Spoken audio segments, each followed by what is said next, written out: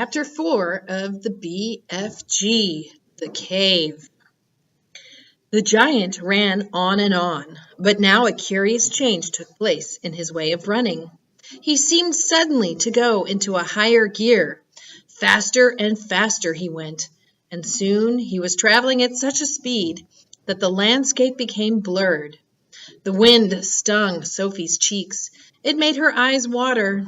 It whipped her head back and whistled in her ears. She could no longer feel the giant's feet touching the ground.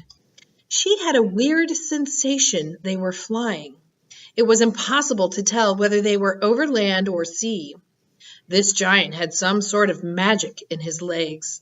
The wind rushing against Sophie's face became so strong that she had to duck down again into the blanket to prevent her head from being blown away. Was it really possible that they were crossing oceans? It certainly felt that way to Sophie. She crouched in the blanket and listened to the howling of the wind. It went on for what seemed like hours. Then all at once the wind stopped its howling.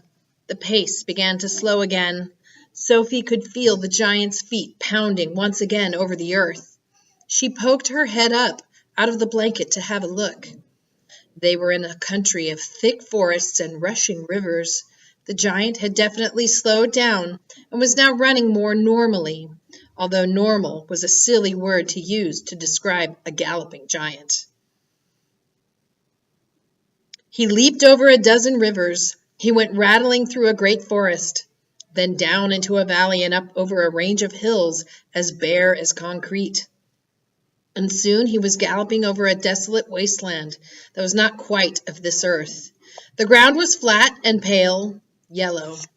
Great lumps of blue rock were scattered around, and dead trees stood everywhere like skeletons. The moon had long since disappeared, and now the dawn was breaking. Sophie, still peering out from the blanket, saw suddenly ahead of her a great craggy mountain. The mountain was dark blue, and all around it the sky was gushing and glistening with light.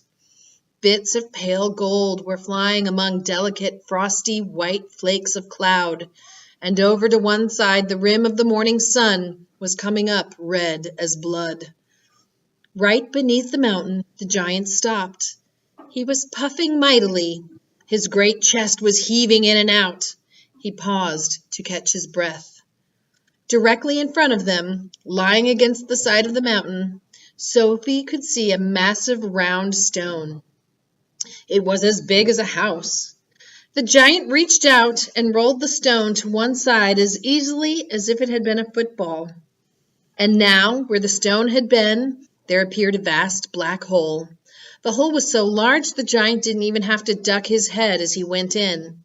He strode into the black hole, still carrying Sophie in one hand, the trumpet and the suitcase in the other. As soon as he was inside, he stopped and turned and rolled the great stone back into place so that the entrance to his secret cave was completely hidden from outside. Now that the entrance had been sealed up, there was not a glint of light inside the cave. All was black. Sophie felt herself being lowered to the ground. Then the giant let go the blanket completely. His footsteps moved away. Sophie sat there in the dark, shivering with fear. "He is getting ready to eat me," she told herself. "He will probably eat me raw, just as I am. Or perhaps he will boil me first.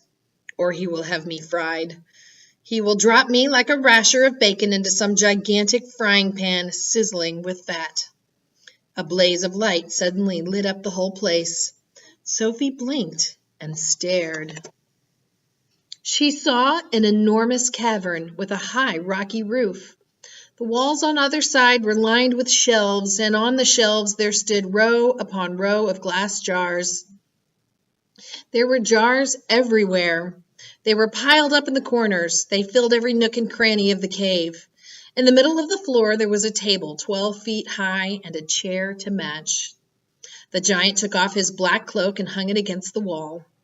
Sophie saw that under the cloak he was wearing a sort of collarless shirt and a dirty old leather waistcoat that didn't seem to have any buttons. His trousers were faded green, and were far too short in the legs. On his bare feet he was wearing a pair of ridiculous sandals that for some reason had holes cut along each side, with a large hole at the end where his toe stuck out. Sophie, crouching on the floor of the cave in her nightie, gazed back at him through thick steel-rimmed glasses. She was trembling like a leaf in the wind, and a finger of ice was running up and down the length of her spine.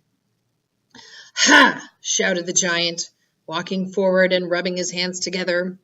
"What has us got here?" His booming voice rolled around the walls of the cave like a burst of thunder.